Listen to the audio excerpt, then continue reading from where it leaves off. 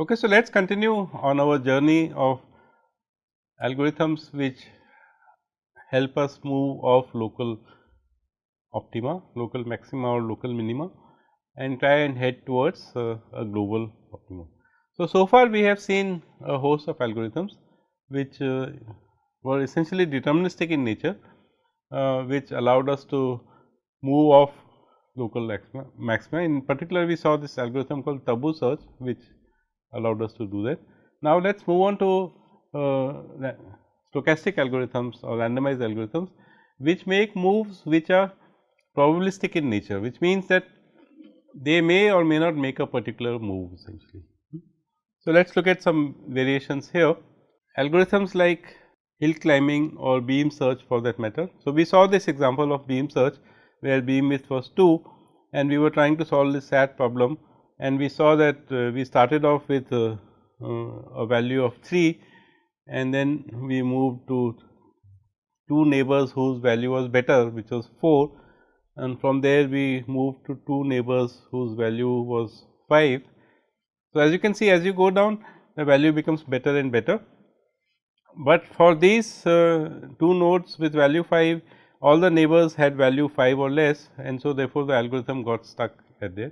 And we had made the observation at that point that this particular node could actually have led to the goal node, but because of the heuristic nature of our algorithm, this was ignored and the algorithm got stuck on the local maxima. So, one question that one might ask is that if you are working in the solution space, what is the significance or what is the import of having a specific start state essentially? Why should search always be given a particular start space? In this case, the start space is those 5 bits where each of the bits is 1 essentially. I mean that has no significance. In state space search, of course, we had this notion of a start space and a goal state, and we wanted to find a path from the goal start state to the goal state. But in solution space search and in particular in configuration problems like SAT, all we are interested in is in a solution state or a solution node, and if you are searching in the solution space, then there is no importance of being in a particular start state. So, we next look at an algorithm called iterated hill climbing, and what this does is that it tries many different start nodes, and if one of them works, then you are home essentially. So, the algorithm is fairly straightforward. You choose some parameter n, which is the number of tries that you are going to make, and you first choose some random candidate solution, and you do hill climbing with that random candidate solution, and you pick the best node that hill climbing gives you essentially. Now, you are repeating this whole process n times. N times you are starting with some random starting point and keeping the best node. If at any one of those n iterations you get a better node, then you move to the better node. So, it is basically like doing n hill climbing algorithms in parallel or n runs of hill climbing algorithms in parallel, starting from some n different random points. And let us look at the small SAT problem that we had seen earlier. What we are showing here, so remember that the orange nodes were the local maxima that were existing in this particular SAT space. We had this formula with 6 clauses, and there were 2 global maxima whose value was 6, and we had these edges which were, for example, this one, which said that if you were at this node, then you would move along. There is only one choice that had the hill climbing had, and that choice would have taken you to the global maxima. So, if you look at all these nodes which are shaded in blue here, then any one of them would have, if you had started from any one of them, you would have ended up in a global maxima. So, if you had done iterated hill climbing, and starting from any one of these 16 nodes, let us say 4 times or 5 times, then there is a good probability that you would hit up one of those blue nodes to start with, and then you would find the solution. So, you can see that this is a reasonably good algorithm which can help you find the global maxima. If you were to try to visualize what is happening in hill climbing, is that if you have a heuristic surface which is plotted in some search space, then there are these shaded starting points from where the path to the global maxima, which is this one, is a monotonic path essentially. So, either this way or this way.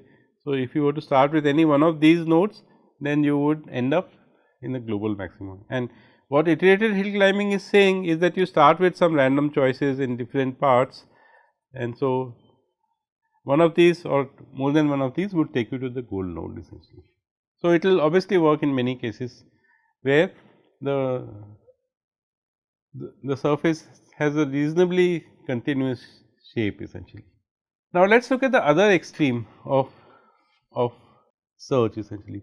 The algorithms that we have seen so far, they follow the heuristic function. They look at the neighbors, they compare the difference in the heuristic value which gives you the gradient, and then they choose the node with the maximum gradient. So, that is why they were also called as steepest gradients approaches essentially.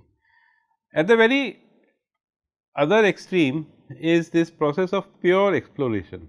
Just this algorithm, which is a random walk algorithm, simply ignores the heuristic value. It does not look at whether you are moving to a better node or not to a better node, and it simply says that move to a random neighbor essentially. That is done in this line here. It says that from your neighbors move to a random one.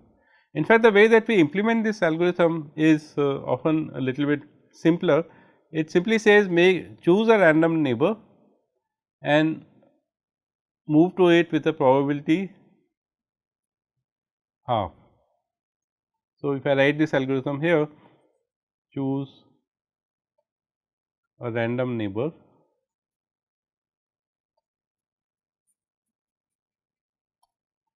and move with probability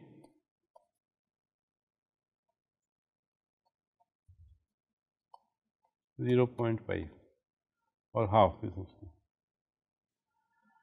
and you just keep doing in a cycle, and of course, you keep this part which is that if you have seen a better node, remember it essentially. So, one difference between this and hill climbing is or this version that we have written on the left is that you do not generate all the neighbors, you just make one random choice and either you move to it or you do not move to it with a probability half essentially. And this algorithm is called a random walk algorithm. It is pure exploration, it just ignores the heuristic value totally and explores the space in a very free fashion. This is as opposed to hill climbing.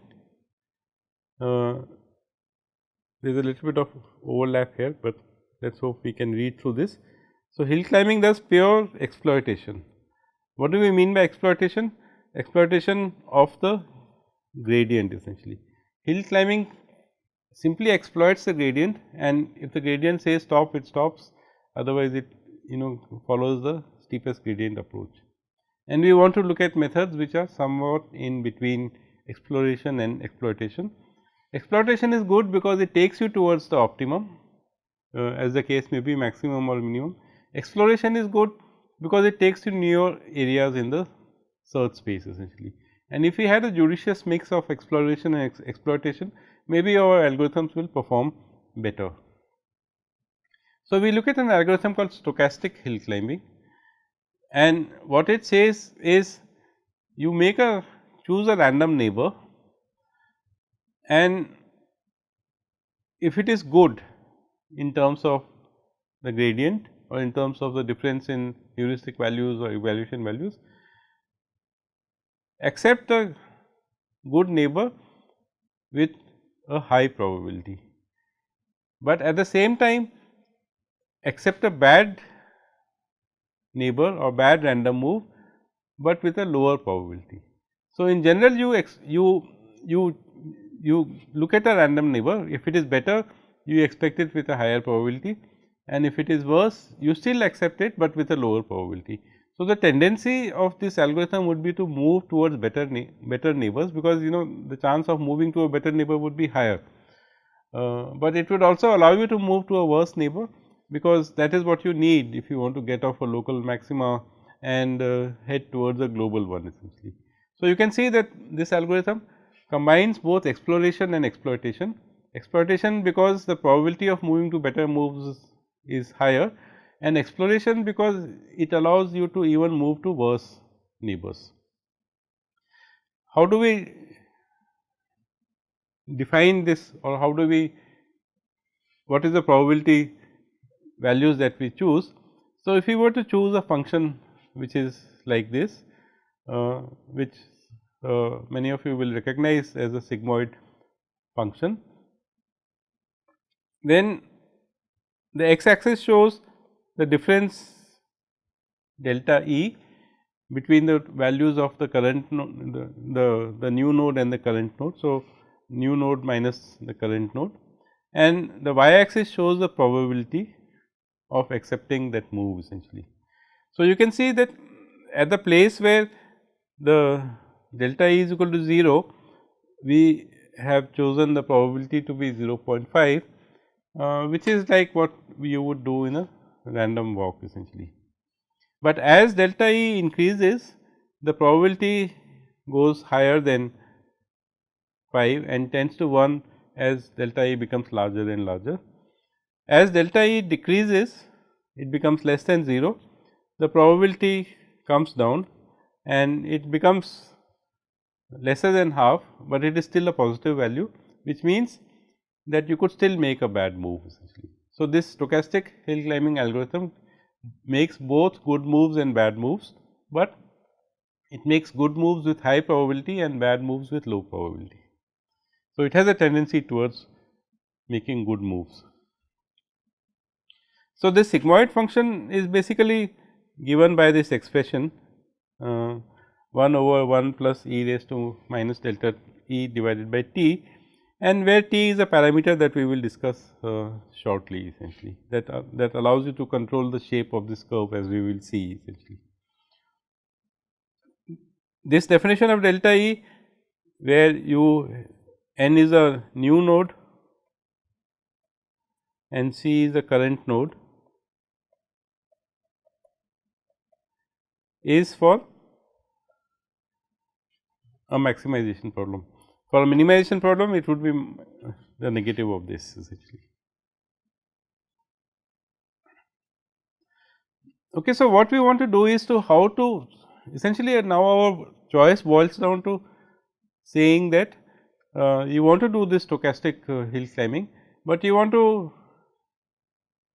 choose this parameter t in an appropriate fashion, because that, as we will see shortly, determines the shape of this sigmoid function.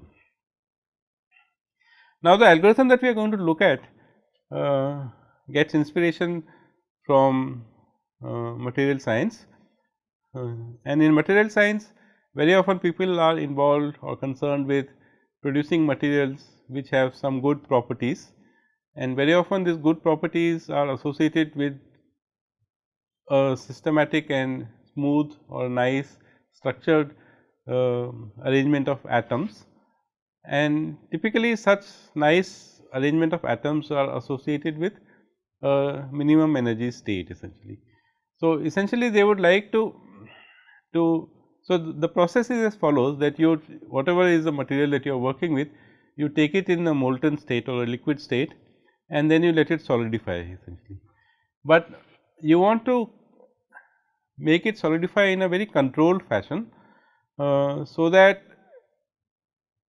the cooling of that material is done in a very controlled fashion, so that essentially the atoms get time to settle into low energy states essentially. And this process in material science is called as annealing essentially. So, inspired by this way of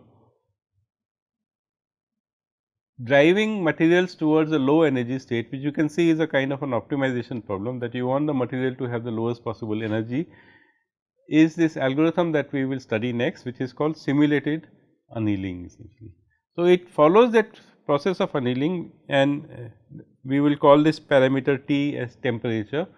So, it is like bringing down the temperature in the environment gradually, and so that the method settles down into, or the material settles down into a low energy state essentially. What is the impact of temperature on our algorithm of stochastic hill climbing, that we will see shortly. So, first let us look at the algorithm. Initially we choose temperature to be a large value, and we will see shortly that when the temperature is high, the tendency of the algorithm is to be more explorative in nature. In fact, we can make that observation first, and then we will come back to this algorithm. And this is the impact of the temperature parameter T on the shape of the sigmoid function here. So, you can see there are different curves drawn here, and the arrow depicts that what happens as you reduce the temperature. When temperature is very high, which we have denoted by saying that it tends to infinity, then the sigmoid curve is simply a horizontal line at a value of 0.5, which, as you know, is associated with the random walk. So, one version of random walk that we wrote said that make a random move or choose a random neighbor and move to it with a probability 5 essentially.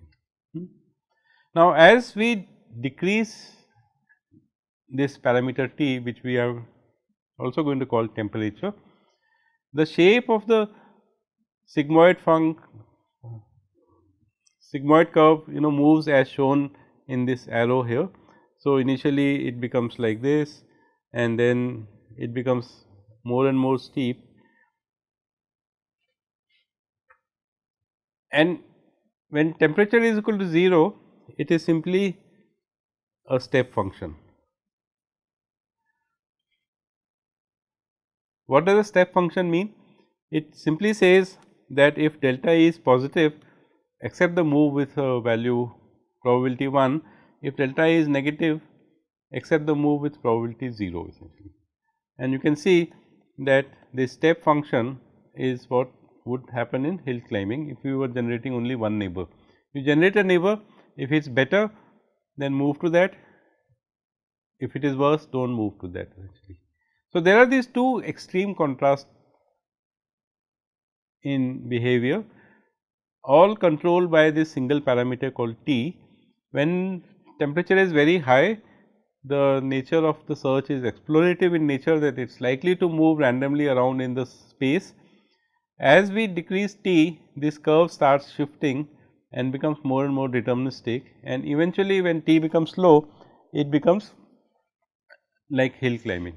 So, as you can see that the motivation behind this algorithm is to allow a lot of random movement in the initial part of the search so that the algorithm does not get stuck in a local optima, and then gradually bring the temperature down, so that hopefully it will move to a region which is leading to the global optima, and eventually in a hill climbing like fashion it will move to the global optima. Now, obviously, there are no guarantees here. Stochastic algorithms like this can never say that you will definitely reach the global optima, but we have also seen that in problems, for example, in the TSP problem or the travelling salesman problem, which is an optimization problem in the sense that you have to find a tour with the lowest cost. The search space is often so vast that you cannot search the whole space exhaustively, which is what you would need if you want to give a guarantee that you are going to reach the optimal state.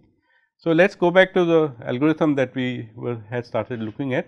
This algorithm, as I said, is called simulated annealing. So, it kind of mimics the process of annealing in materials, but in the case of our stochastic hill climbing algorithm, which, and remember the stochastic hill climbing says that move to a better node with a higher probability, move to a worse node with a lower probability. And the probability, as you remember, is given by the sigmoid function. So, this algorithm basically spells out some of the details essentially of how to do that. So, typically you run this algorithm for a certain number of epochs and decide that this is how much computing power you have, and very often this is decided experimentally, and you keep doing this. In each epoch you reduce the temperature by a certain amount and then run it run the stochastic hill climbing algorithm for a certain period of time essentially. So, you can see that this part is stochastic hill climbing, where the temperature has been fixed, and in the outer cycle temperature is gradually reduced, which is like the process of annealing essentially. And so, essentially this is a algorithm that you gradually decrease the temperature and keep doing stochastic hill climbing, and the hope is that you will eventually reach the global optima. So, let us look at this a little bit and try to analyze this a little bit. So, this is again repeating what we just discussed, that the behavior of the algorithm is controlled by the parameter t. When t is high, the algorithm is more like random walk or more explorative in nature, and as gradually as t is lowered and becomes less and less, the algorithm becomes more and more exploitative of the heuristic function, remember, and becomes more and more deterministic essentially. In the end, at very low values, it is just like hill climbing essentially. So, let us look at some effect of this parameter. So, in this example, which I have taken from this book by Mikhailovich and Fogel from page 19, it is a very nice illustrative example. We assume that delta, so and this is a maximization problem, and we assume that delta E is 13, which means it is a good node. The difference between V n and V c is 13. So, the negative of the difference, which is what we are interested in, not minus delta E, is minus 13 essentially. But remember that this signifies that the new node V n is better than the current node, which is V c essentially. First, we want to see what is the impact of temperature.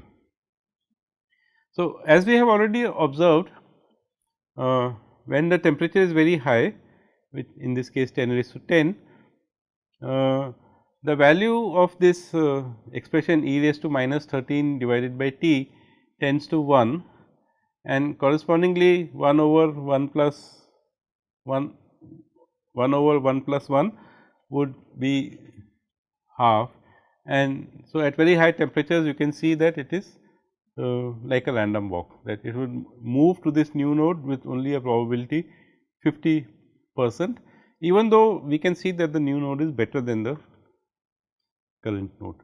As temperature decreases, you can see that this values for e raised to minus 13 by t, they also become smaller and smaller and smaller, which means the denominator becomes smaller and smaller and smaller, which means the probability increases, as you can see here. And at a very low temperature of 1, the probability is close to 1 essentially. So, now you can see that this is like hill climbing, and at very high temperatures it was like random walk essentially. So, the effect of temperature is, as we have discussed, to gradually increase the probability. As we decrease the temperature, the probability initially was 0.5, which means it was just not looking at delta E at all. But now since this delta E is a good one, as temperature decreased, it became 0.56 and then it became 0.66, then it became 0.78, then 0.93 and so on. Then eventually it will settle into the probability of moving to the new node will tend to 1 as towards the later part of the algorithm. Now, let us look at the impact of delta E on this algorithm. So, we will assume for the next table that the value of t is frozen at 10, and we want to see what is the impact of delta E. So, the current node has a value of 107, and we want to look at different possible values of the new node essentially. In the last table, we saw a value of minus 13, which was a good value, but we will look at different values. So, 120 is what corresponded to the previous table, and we will look at values ranging from 80 to 150.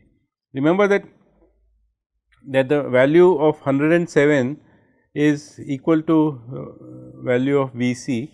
So, delta E is 0 here essentially, and as one would expect, the probability tends to 0.5 essentially.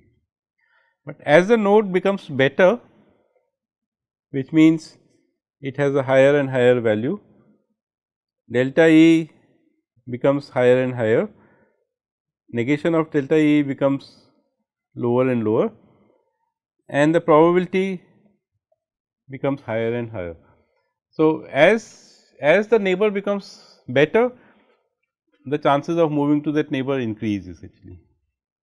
On the other hand, if the new node becomes worse and worse, so 100 is 7 less than 107 and 80 is 27 less than 107. So, as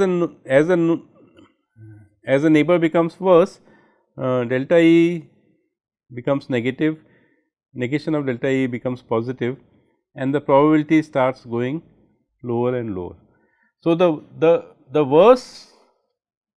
worser the node is, the lower is the probability of moving to that node. The better the node is, the higher is the probability of moving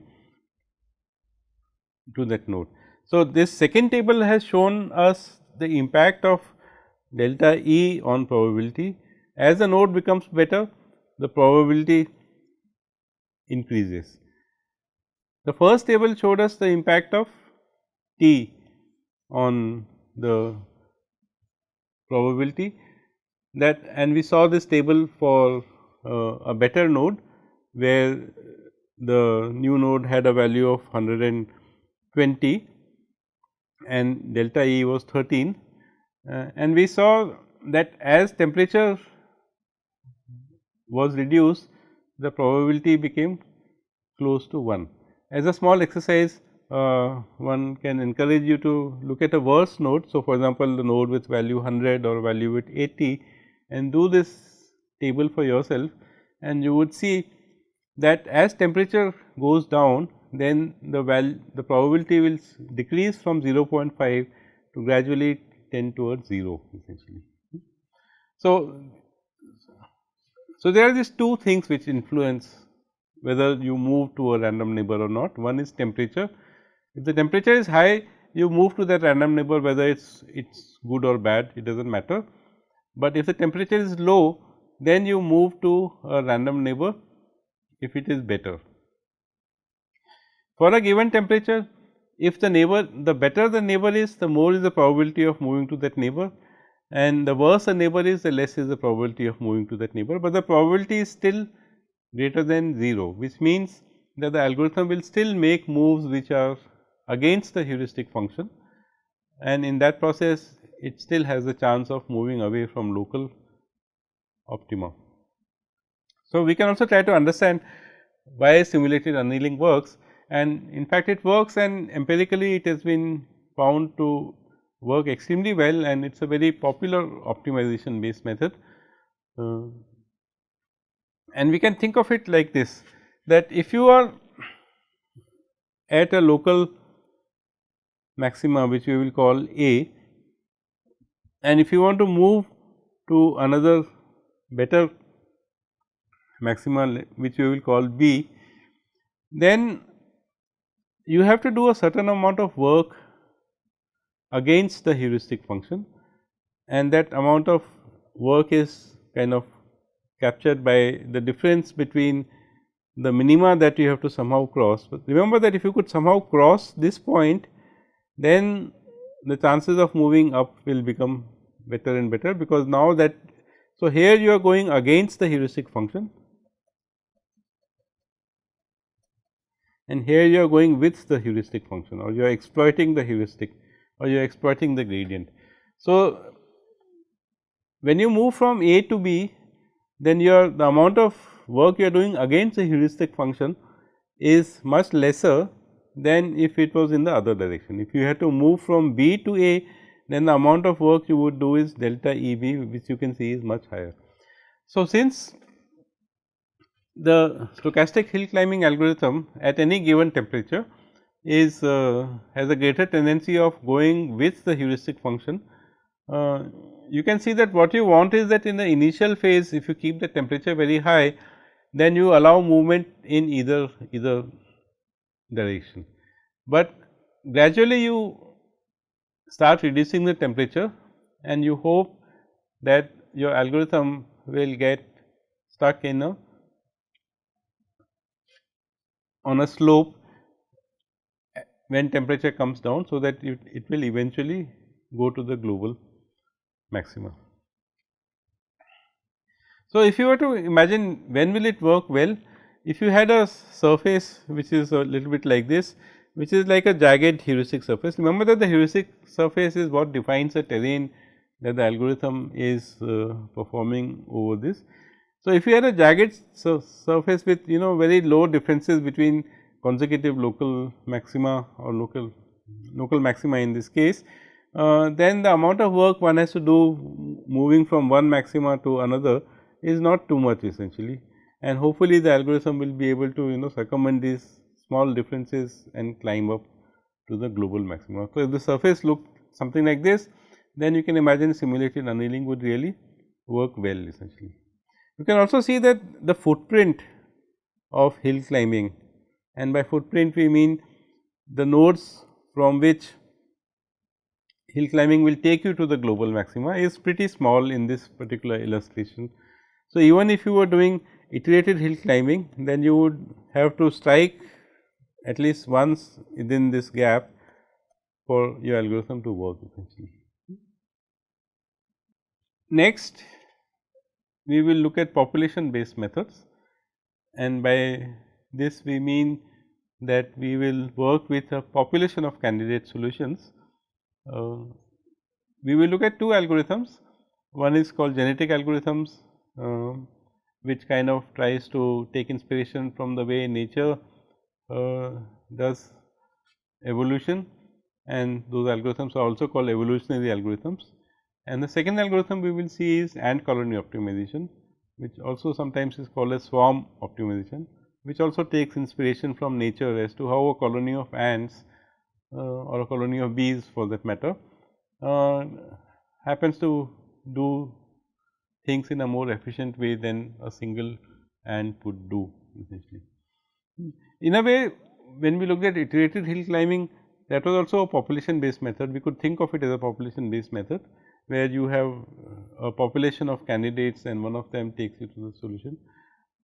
But we were not exploiting the fact that there is a population at work together. How do they collaborate with each other? That is the key feature of both genetic algorithms and colony optimization, and we will see that in the coming few lectures. Okay, so see you then.